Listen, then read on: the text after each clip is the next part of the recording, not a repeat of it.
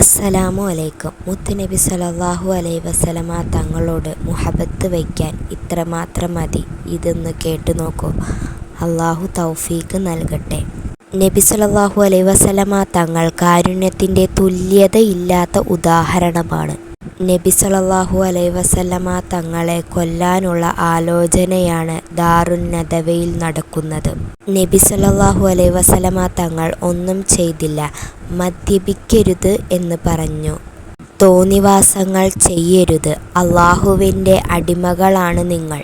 ആക്രമിക്കരുത്. പെൺകുഞ്ഞുങ്ങളെ കുഴിച്ചു മൂടരുതേ.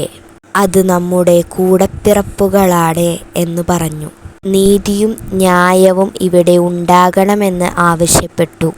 ഈ പ്രപഞ്ചത്തിലെ മുഴുവൻ വസ്തുക്കളെ ആരാധിക്കാനുള്ളതല്ല.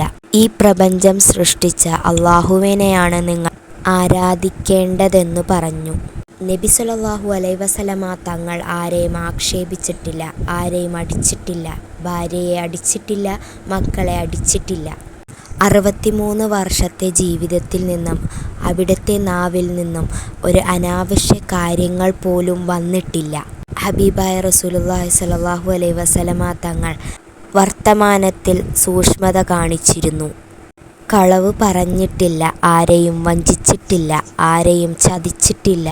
ഒരു ഗുണങ്ങളല്ല, ഒരുപാട് ഗുണങ്ങളുള്ള ഹബീബ് റസൂലുള്ളാഹി സ്വല്ലല്ലാഹു അലൈഹി വസല്ലമ തങ്ങൾക്ക് 40 വർഷം മക്കയിൽ ജീവിച്ചു. എല്ലാവരും അൽ അമീൻ എന്നു വിളിച്ചു.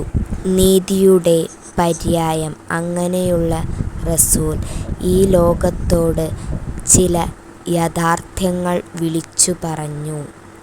ഇരുട്ടിൻ്റെ കൂട്ടാളികൾ എന്താണ് ചെയ്യേണ്ടത്? ചിലർ പറഞ്ഞു നാടുകടത്തണം, ചിലർ പറഞ്ഞു കൊന്നുകളയണം, ചിലർ പറഞ്ഞു വീട് വളയണം. അവസാനം കൊന്നുകളയാൻ തീരുമാനിച്ചു.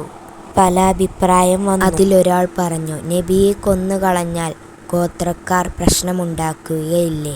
അതിനൊരു പരിഹാരം അവർ കണ്ടെത്തുകയും ചെയ്തു. നബിയുടെ വീട് വളഞ്ഞു. നബി സ്വല്ലല്ലാഹു അലൈഹി വസല്ലമ തങ്ങൾ അതിൻ്റെ അകത്തുണ്ടായിരുന്നു. നബി ചിന്തിച്ചു, ഒരാൾക്ക് പോലും ഒരു പോറൽ പോലും പറ്റാൻ പാടില്ല. ഒരു പിടി മണ്ണെടുത്തു. വജഅൽനാ മിൻ ബൈനി ഐദിഹിം സദ്ദൻ വമിൻ ഖൽഫിഹിം സദ്ദ എന്ന് പറഞ്ഞു എറിഞ്ഞു. കൊല്ലാൻ വന്നവർക്ക് വിശ്രമം നൽകിയ ഹബീബാണത്.